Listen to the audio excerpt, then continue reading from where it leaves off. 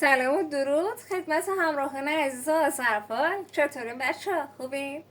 یه پالیس انتخابی براتون در نظر گرفتم به نیت مسائل مختلفی که حالا ذهنتون درگیر کرده، که حالا اداری و خانوادگی، کاری و مالی و همچنین عاطفی. نیت کنین هر مسئله و هر مشکلی که طی این زمان براتون اتفاق افتاده و دوست دارین که جوابش رو از کائنات و از هستی دریافت کنید. خب اگرم دوست دارین میتونین از اول تا آخر گوش بدید. به هر حال شما انتخاب شدین که پیام و رسالت خودتون از این کلیپ دریافت کنید و تو این دنیا هیچی اتفاقی نیست. پس به مشکلاتتون و هر آنچه که اتفاق افتاده فکر کنید و انتخاب کنید. گفتم که میتونین از اول تا آخر انتخاب کنید. شاید برای شما پیامی رو داشته باشه که بخواید دریافتشون کنید. خب از مسائل اداری و خانوادگی شروع میکنم. نیت کنید. ببینیم که برای اعضای آذر، راستی من یادم رفت به اعضای جدیدم خوش آمد میگم. خیلی خوش اومدین. امیدوارم که روزهای خوبی کنار هم دیگه داشته باشیم.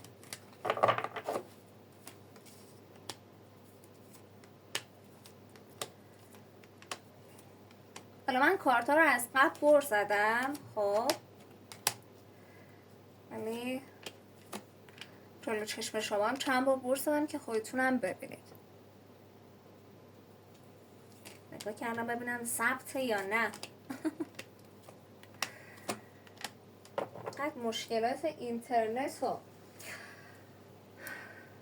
از لحاظ برق و اینا پیش میاد که هر چیزی رو چند بار من باید چکش کنم. خب اینجا چیزی که داره در بابت مسائل اداری، حالا کار قانونی داشته باشین، اداری داشته باشین که حالا مختر شده، میتونه دادگاهی مسائل باشه یا حتی مسائلی که مربوط به خانوادگی هستش، من دارم براتون بررسی میکنم.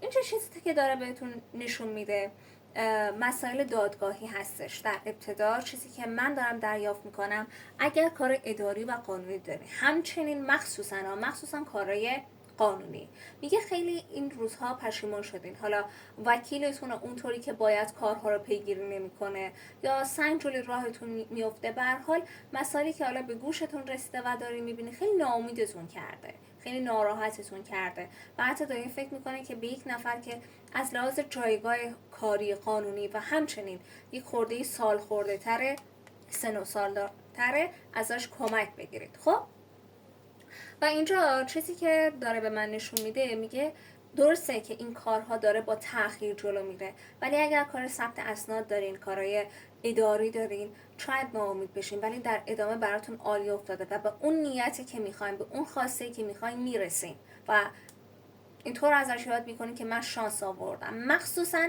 کسایی که حالا میخوان خونه رو رهن کنن، اجاره کنن، چه میدونم خونه بخرن، در حال حاضران درگیر این مسائل و اومدن این کلیپ رو گوش بدن، میگه دستی از سمت خداوند براتون دراز میشه که میگین که من توی این مسئله شانس آوردم و بهم کمک شده.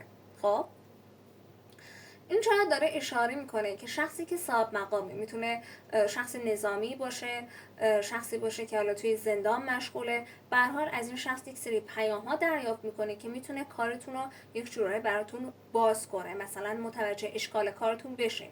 ولی خب اگر اومدین این کلیپ رو گوش بدین، درسته که کارتون با تأخیر جلو میره، ولی این قول از من داشته باشین که 100% کارتون با موفقیت جلو میره و هر آنچه که میخواین و درسته با تأخیر ولی بهش میرسید. اصلا حکمتش همینه، چون تو این تأخیر دست خیلی ها براتون رو میشه و مشکل کارتون رو پیدا میکنید به واسطه چندین نفر.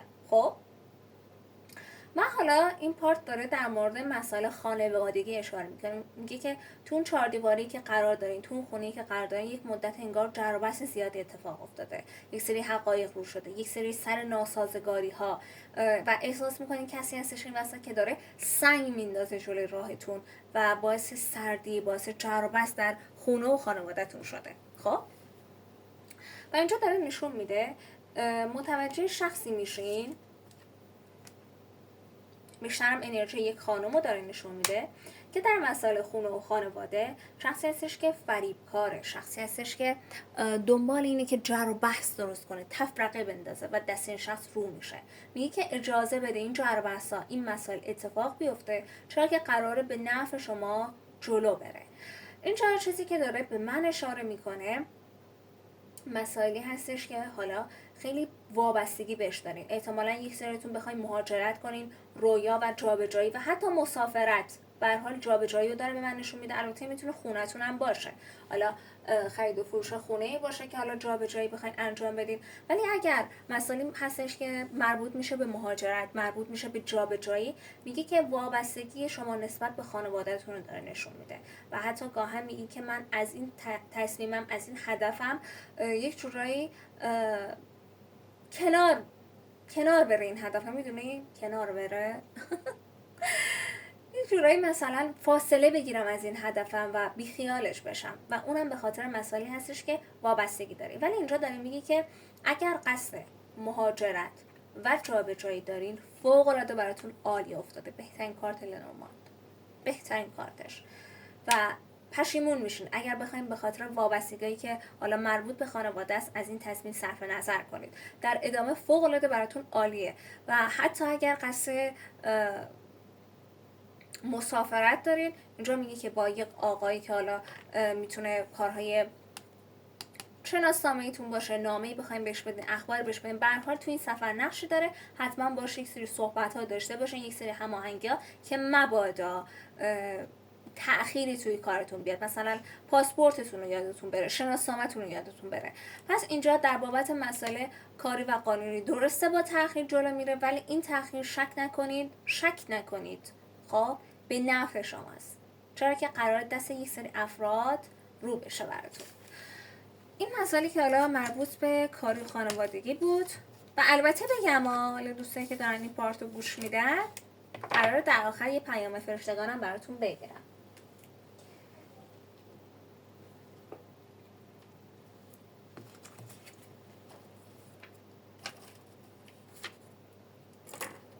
این راه افتاد. خب مسائل کاری و مالی این درست میکنه، اون یکی میفته. خب نیت کنید دوستان اگر مشکلات کاری در حال حاضر براتون پیش اومده، از لحاظ مالی و هر آنچه که سوال توی ذهنتون هست، ببینیم که جوابش به دوستای ما چیه. خیلی ممنون که لایک میکنید، کامنت میذارید. من دور سرتون بگردم آخه خستگی اصلا هم در میره. اصلا باز میخوام جناب پاتو بلند کن. چه بال شد جارو سر پای عنکبوتمونه. جارو همیشه نماد جادوگر بوده برام. تراژدی بال شد. خب اینجا در بابت مسئله کاری و مالی داره یک وقفه رو به من نشون میده. احتمالاً در بابت مسئله کاریتون یک تأخیری پیش اومده. حالا تأخیری که گفتن دیگه سر کار نیا، یا تأخیری بوده که حس میکنید از لحاظ کاری مثلا مشکلی براتون پیش اومده. این مشکل میتونه اینترنت باشه، مشکلی مربوط به رایانه باشه، اطلاعاتی که حالا مثلا زیر دستتونه باید اونا رو هندل کنین، بررسی کنین. به هر حال من یک وقفه توی شغلتون میبینم که حس میکنید که مسئله کاریتون خوب جلو نمیره. البته میتونه تأخیر هم باشه ها، مثلا اینطور بهتون بگم که انرژی کافی برای انجام کارتون رو نداشته باشین و حس کنین که فشار کاری و مسئولیت روتون خیلی زیاد شده. خب و اینطوری میبینم که حس میکنید تمام مسائل به هم ریخته، اونطوری که باید پولتون برکت نداره و هر آنچه یک سری قسط و بدهی ها میبینم که ذهنتون رو درگیر کرده و با خودتون میمونی که من باید چیکار کنم تو این وضعیت. خب من این طرف رو درست میکنم، اون ور خراب میشه، قرار چی اتفاقی بیفته؟ آیا اصلا من کارم ادامه بدم، ادامه ندم؟ میدونید؟ و اینجا داره اشاره میکنه در بابت مسئله کاریتون شما متوجه یک سری افرادی میشین که حسودن، افرادی هستن که رقابت طلبن و حتی میخوان یک سری مشکلات رو برای شما پیش بیارن. خب خیلی این پارت انرژی خانی در مورد حقیقت ها داره اشاره میکنه و البته اینجا میگه که اگر کارت اخراج شده یا مثلا وقفه توش افتاده، یک مقطعیه و دوباره آشتی کردن به هم مثلا چطور بگم بازگشت به اون کار، حالا صاحب کارتون با تماس بگیره بگه که برگرد، خودتون باش صحبت بکنید و هر چه هستش من میبینم که شما به اون کار مد نظرتون برمیگرده. خب و اینجا چیزی که داره به من نشون میده این هستش که شما افکارتون خیلی به هم ریخته است، با خودت داری فکر میکنه، با خودت یک جورایی صحبت میکنی. البته صحبت توی یک سری جمع هم هست که انگار مثلا میگن که آره فلانه دیدی این کار رو شروع کرده، چقدر موفق شده، به چه جایگاهی رسیده و یک تلنگر بهت میخوره، مثلا میگه که من چرا این کار نکنم، من چرا یاد نگیرم. میدونی اینجا من میگم که توی فضای مجازی مشغول میشید به یک جورایی اطلاعات جمع کردن. حالا مثلا بخوای از چند نفری بپرسی که آیا مثلا شرایط کاریتون چطوره یا نه، چون فال عمومیه اما به چند مدل تفسیرش کنم. یا حالا توی فضای مجازی دنبال کار بگردین، خب یا اینکه حالا از فضای مجازی کمک بگیرین، حالا مثلا از هوش مصنوعی بپرسی که من چه کاری رو شروع کنم برام خوب باشه، و یا سومین حالت بخواین یه کاری توی فضای مجازی شروع کنه، حالا میخواد یوتیوب باشه، اینستا باشه، آنلاین شاپی باشه، که اینجا داره میگی که دنبالش برو. قطعا ببینید ما یک سری مشکلات توی کارمون پیش میاد، خب میگه درگیری این مشکلات نشو، ببین قرارش چه پیامی رو بهت بده. شاید اخراج شدن در ادامه برات یک پلن مثبت باشه، کسب و کار خودتو شروع کنی و به موفقیت 2 برابر برسی. این مسئله شاید باعث بشه که شما کاری رو برای خودت دست و پا کنی، بری حرفه‌ای رو یاد بگیری. و اگر میخوای مسئله باشه که حالا چیزی رو یاد بگیری، آموزش رو ببینی، در ادامه برات عالی میبینم. میگه به این مشکلات نگاه نکن، توی مشکلات نمون. خب قراره برات پیامی داشته باشه. ببینید میگه که نه من راه حلی رو پیدا نمیکنم. خیلیاتون احساس میکنی که براتون دعا زدن، سنگینی هستش، جارو داریم. دوستان قدیمی دیگه معنی جارو میدونن. دعا دارم، سنگینی دارم، تلس دارم. و اگر اینطور فکر میکنید درسته دعا سنگینی رو داری. حالا یه چی بهتون بگم، اگر حس میکنید که دعا تلس دارین، یه مدت سعی کنید رنگ مشکی نپوشید، پاکسازی کنید. حالا میخواین پاکسازی پیش من باشه یا هر کسی دیگه فرق نمیکنه. خب این پاکسازی خیلی بهتون کمک میکنه، چرا که استارت میزنی و حس میکنی که اون نور زندگیتون برگشته. خب خیلی ازتون تماس میبینم که داشته باشین در بابت مسائل کاری قدیمی، مثلا 2 سال پیش جای کار کردین، الان باهاتون تماس میگیرن که فلانی برگرد، بهت نیاز داریم. در بابت مسائل مالی میبینم که در حال حاضر خیلی روتون فشار هستش، یعنی یک سری آرزوها و رویاها دارین که حالا دارین پول جمع میکنه، ولی حس میکنین میگی که اگه من بخوام این مدل جلو برم حتما به اون خواستم نمیرسم. خب ولی اینجا داره میگه صبر کن، قرار شرایط واقعا عوض بشه. الان توی ناامیدی خودت گیر نکن، توی این فرکانس پایین قرار نگیر، خب چون قرار همیشه متحول بشه. خب و اینجا یک پول ناگهانی رو براتون میبینم طوری که اصلا فکرشو نمی‌کنید و چیزی که داره بهتون نشون میده بیشتر حالا انرژی کار و مالی این بود که کسب و کار خودت رو راه بنداز و اگر از سر کارت اخراج شدی پیامش رو دریافت کن. و البته من بازگشت برای خیلیاتون میبینم. خب و یک مدتی بهتون سخت میگذره، هولوش اگر لحاظ زمانی بخوام بهتون بگم هولوش 28 روزه. خب ولی میتونید ترفیع کاری داشته باشین، میتونید صاحب 2 کسب و کار بشین، به هر حال مثبت افتاده. میدونید این فشار، این مسئله که حالا باعث فشار سنگینی در شما شده مقطعیه. میدونید اینم از این پارت. به هر حال عمومی هستش، اون جایی که به خودتون میخوره دریافت کنید، لاغری رو رها کنید. اگر میخواین 0 تا 100 هم واسه خودتون باشه که بعد انرژی خوانی شخصی انجام بدید که میتونید روبیکا یا تلگرام به آیدی آذرفال 333 پیام بزنید که البته من لینک تلگرام و همچنین روبیکا رو توی بیوگرافی گذاشتم. الان بریم سراغ بحث جذاب عاطفی. البته بگم بچه‌ها، حالا کسایی که جدیداً وارد چنل شدن و دوستان قدیمی هم که دیگه میدونن، ما هر 4 شنبه در مورد شخص عاطفیتون 0 تا 100 عاطفی داریم دیگه، انرژی‌خوانی عاطفی انجام میدم. اعتراف ازش میگیریم، زمان ازش میگیریم، قهوه داریم. آره دیگه، از اینا داریم، از اونا داریم. میتونیم بیان گوش کنید. تبلیغ ریزی هم رفتم. عذر میخوام جناب. نگاه کن دیگه، خودش پاشو میذاره. حرف بزن، به کسی نمیگیم، بگو. من بچه بودم عروسک که داشتم بهش میگفتم حرف بزن، به کسی نمیگم، بگو نمیترسم ازت. اینجا انرژی عاطفی که در ابتدا داره به من اشاره میکنه کیس عاطفیتونه. خب اگر خانم هستین اون شخص آقاه، البته در ابتدا انرژی آقا رو داره به من نشون میده. اگر آقا هستین میتونید به خانم تفسیر کنید. به هر حال کیس عاطفیتونه اینجا داریم و خیلی مقتدرانه، خیلی با غرور وایساده و داره میگه من به این شخص نیاز ندارم. خب و من بهش هیچ احتیاجی ندارم و اینجا داره به این فکر میکنه، یعنی در ابتدا داره غرور این شخص رو به من نشون میده. خب و اینجا داره چیزایی که داره به من میگه اینه که این شخص یک بار در زندگیش زخمی رو داشته، یعنی قبل از شما برمیگرده به گذشتهش که این مسئله باعث شده از لحاظ ذهنی، از لحاظ عاطفی خیلی دگرگونش کنه. یک جورایی انگار نمیتونه احساسات کسی دیگه رو قبول کنه، دوست داشتن کسی دیگه رو بپذیره.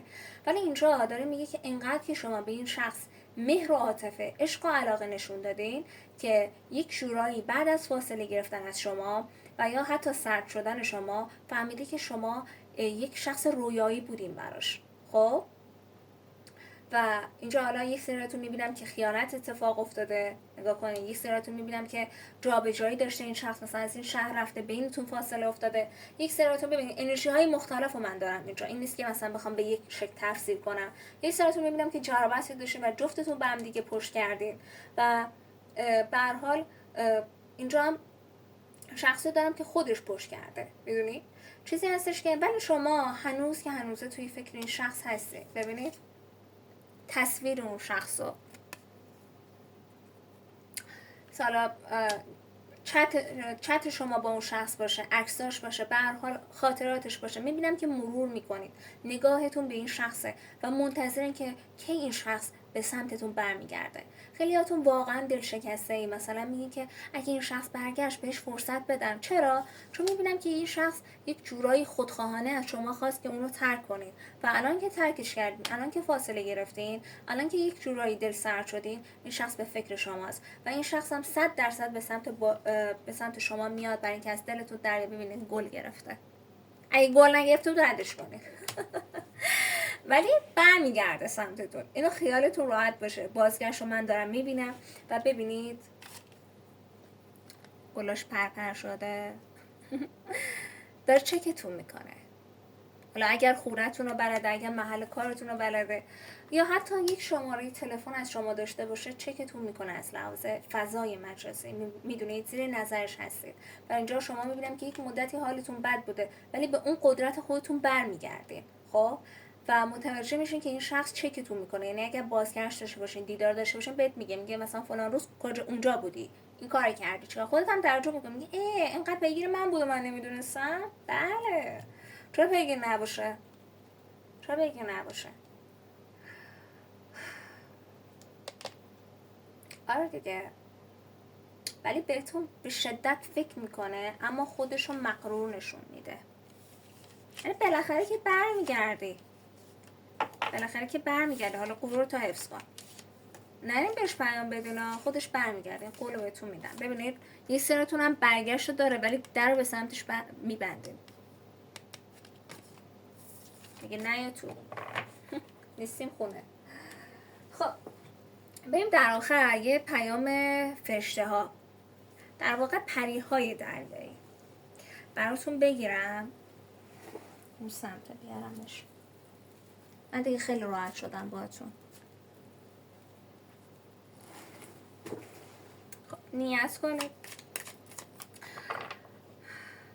از انرژی الهی و کائنات هستی میخوام که هر پیامی که برای دوستانی که عضو چنل ما هستن، اگر هم نیستین عضو بشون فعلا، به ما بده که خواهان دریافتش هستن.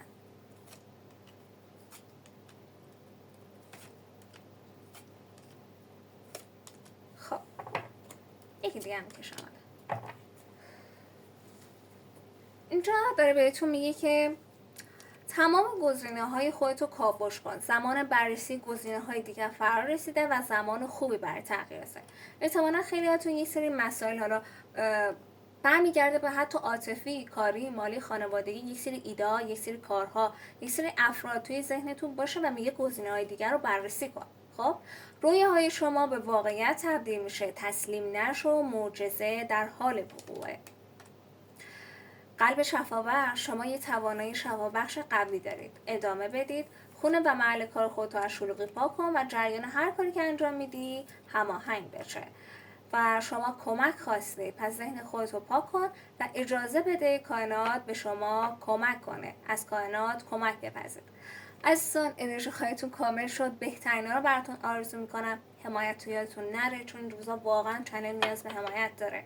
اگر ایده مسئله هستش حتما بهم بگین و البته براتون یک سری سورپرایزا دارم که نمیگم که حالا سورپرایز بشین دیگه. سورپرایزه، اسمش با خودشه. در پناه خدا باشین و تا کلیپ دیگر بدرود.